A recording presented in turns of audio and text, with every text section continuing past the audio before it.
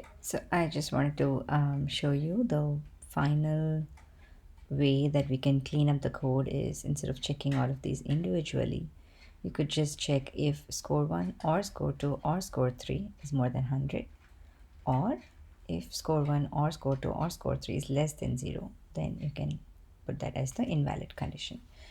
So let's test this out again. So I have my scores. I'm going to give invalid scores first. So let's just give one negative value, and you notice it says invalid score. So let's test out for more than 100 this time. So let's give 1000.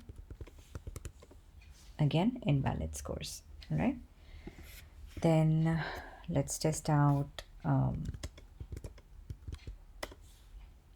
So this is average score less than 50. So it says failed the exam.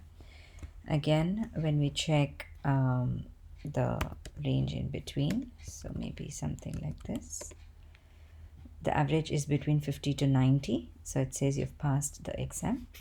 And then our final condition is the distinction part, so let's test that. 100 and maybe 89.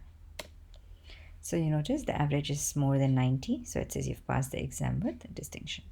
So we have covered multiple conditions using our code here, and there are ways to make this much more efficient, and we will cover that later on as we do other topics. We can see how to make this code better.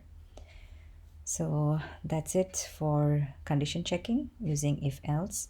You can also use nested if else statements depending on your requirement in the code.